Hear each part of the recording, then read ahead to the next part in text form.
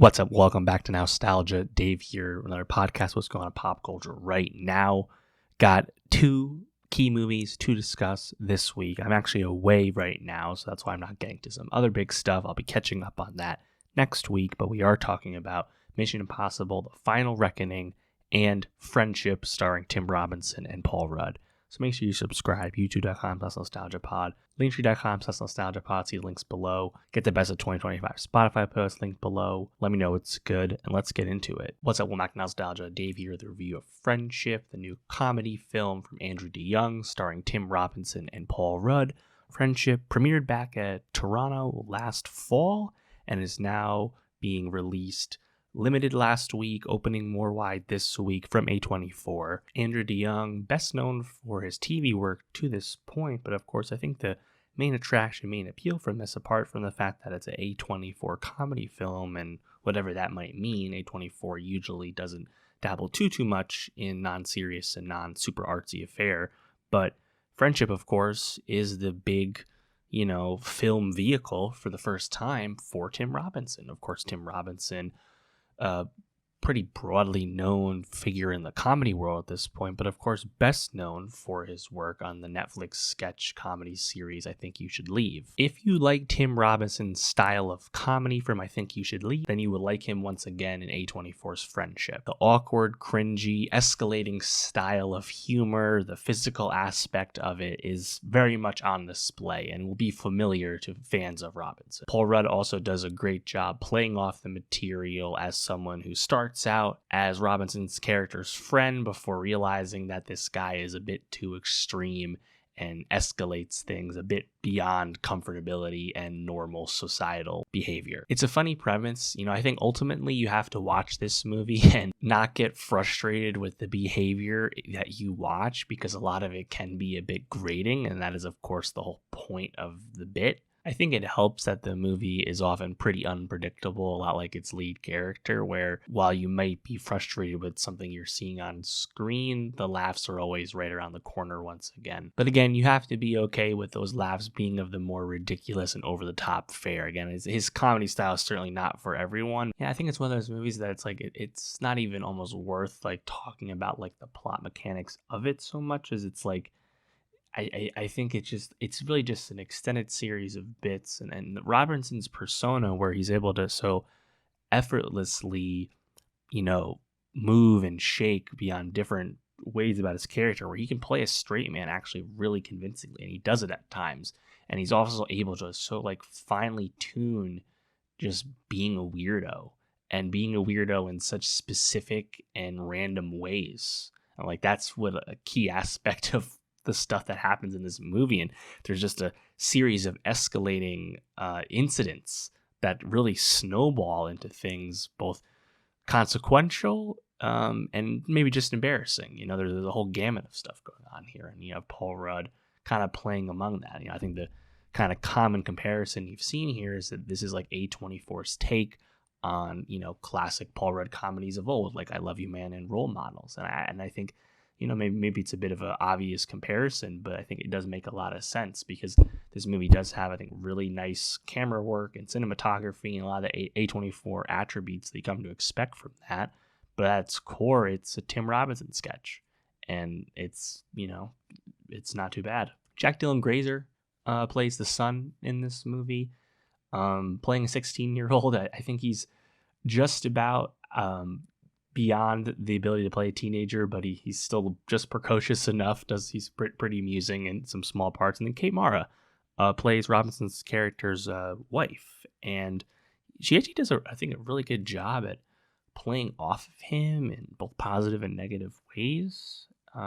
One of her more interesting film roles in a while, to be honest. I think you're gonna get different takes on Friendship, really depending on how you feel about his style of humor. But yeah, if you've seen Friendship, let me know what you thought of it. Were you previously a Tim Robinson fan? Were you I Think You Should Leave person? Was this right up your alley? Were you completely new to all of this? Were you expecting something a bit more traditional? How did that shake out? Let me know. And for more movie reviews, subscribe. And I'll see you next time. What's up, Womack Nostalgia? Dave here with a review of Mission Impossible: The Final Reckoning, the 8th and perhaps final installment in the Mission Impossible franchise, of course starring Tom Cruise. This is the 4th film directed by Chris McQuarrie, also co-written by McQuarrie.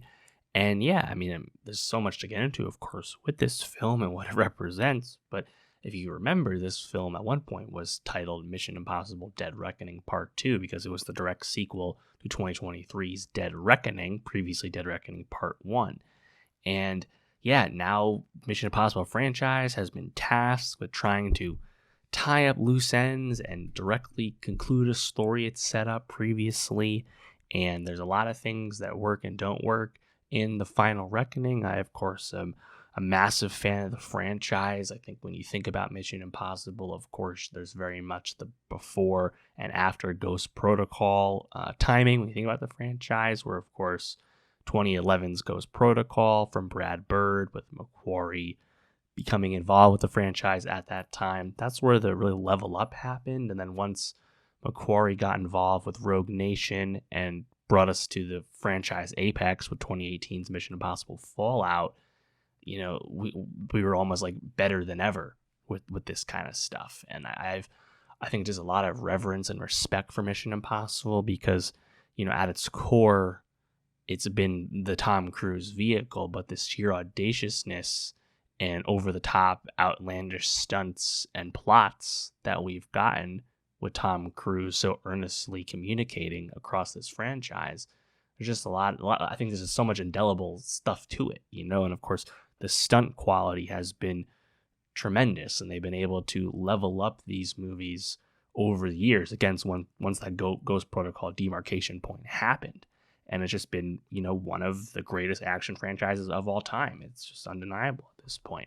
And now we're tasked with trying to wrap this thing up. Whether this ends up being the final Mission Impossible film or not, I'll talk about at the end. But yeah, this is certainly a monumental movie. The Final Reckoning also will be pretty interesting from a box office perspective because if you remember, when Dead Reckoning came out, it underperformed at the box office. It got swallowed up by Barbenheimer and lost its IMAX screens and never really got them back from Oppenheimer once Oppenheimer came out. So Final Reckoning, I think, also has a lot to prove in terms of the long-term viability of this franchise if they were ever to make another one again. Of course, Tom Cruise is now, I believe, turning 63. He was in his early 60s when they made this movie.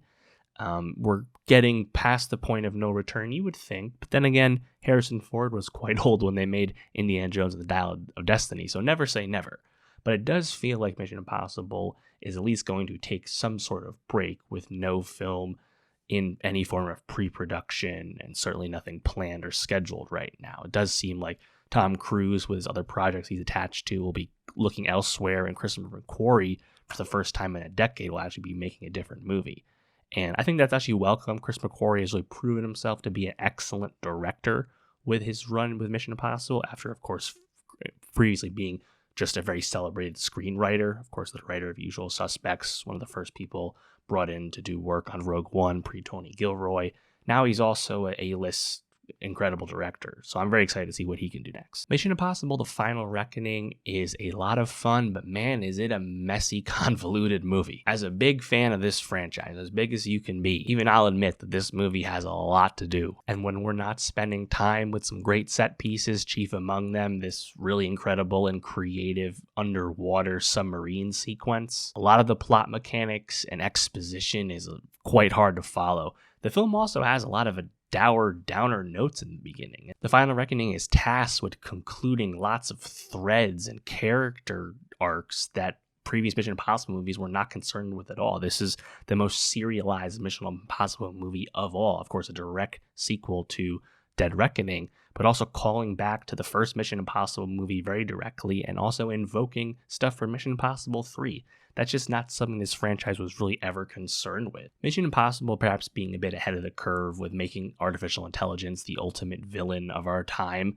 That was fine, but the entity is kind of generic in its global domination pursuits, and Gabriel as the broker human aspect of that villainy is pretty bland and unexplored. We've never really watched this franchise for its villain, so it's not the biggest deal But I do think a lot of the stuff kind of falls a bit flat when you're on this globe-trotting scale, the way you truly are with the entity in terms of impending nuclear doom. If you think about the supporting cast in this movie as well, I mean, Haley Atwell just had so much more to do in the last movie. Same with Pom Klementieff. We get some good emotional beats with Ving Rhames and Simon Pegg, but I'm actually surprised to see the film expand even further with even more new characters brought into the fold, like Tremel Tillman from Severance, Hannah Waddingham from Ted Lasso, bringing back Angela Bassett from Mission Impossible Fallout, making her the President of the United States. Now her cabinet features Holt McCallany and Nick Offerman, and Charles Pierce comes back from the last movie. I mean,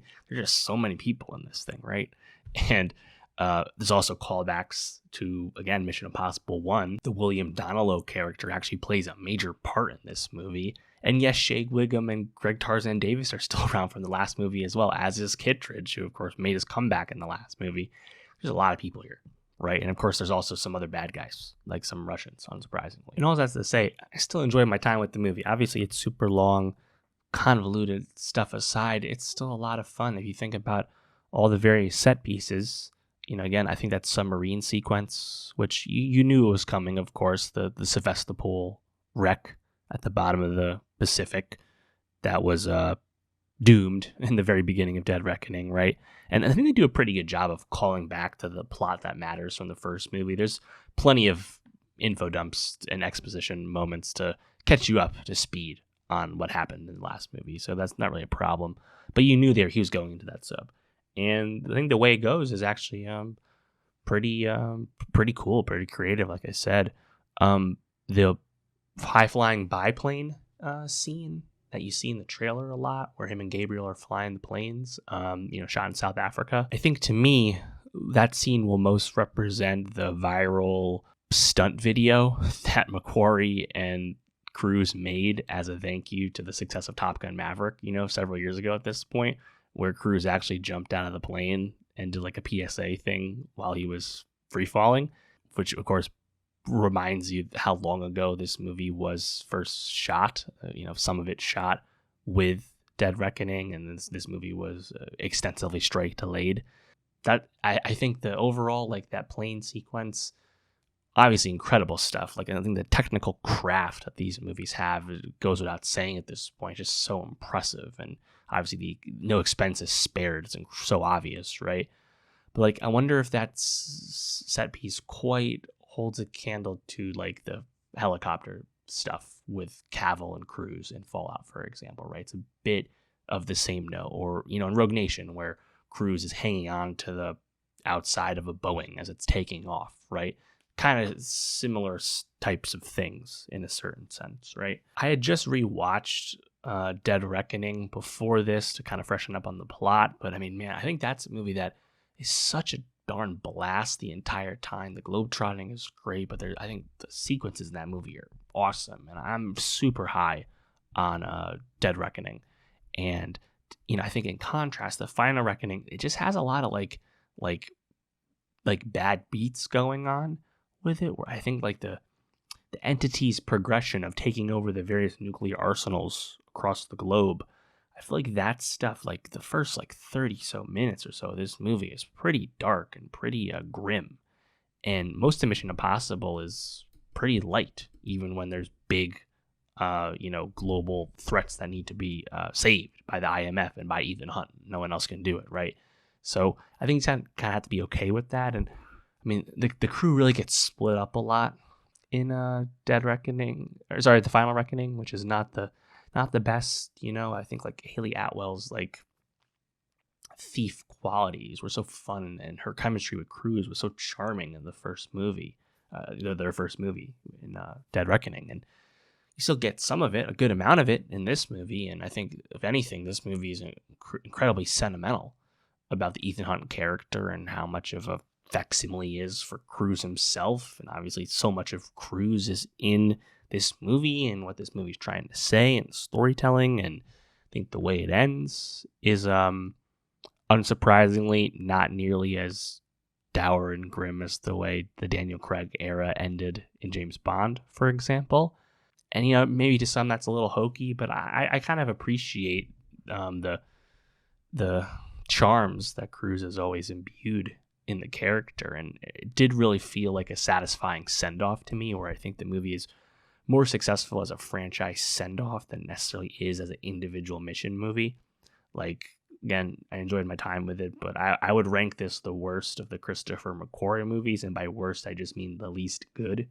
I think Rogue Nation, Fallout, Dead Reckoning, they're just all way tighter and just work way better as movies, whereas the Final Reckoning just had so much on its plate that needed to resolve and progress, both meta-wise in terms of the Ethan Cruise character, but also just all this plot that kind of got introduced in Dead Reckoning and needed to be resolved. And I think that perhaps the biggest problem with all of that is that the Gabriel character just kind of stunk the entire time. No shot at Issei Morales, who plays Gabriel in both movies, but in the beginning, he's just kind of like an envoy for the entity, like the human face to the AI villain. I think that works fine, but he's always positioned as someone who's integral to Ethan's past and the cause of Ethan's decision to join the IMF back in the day, before the first movie, and none of that's explored at all, right? And then Gabriel being betrayed by the entity in the very beginning of the Final Reckoning, and then Gabriel kind of being rogue and like this scorned lover who needs to like take over everything for himself to get back at the entity. Like it's not that compelling. And Mission Impossible, again, hasn't had the best track record, but villains overall, you don't really watch these movies for the villains. But I do think the Gabriel aspect of stuff kind of holds both of these movies back to a certain extent.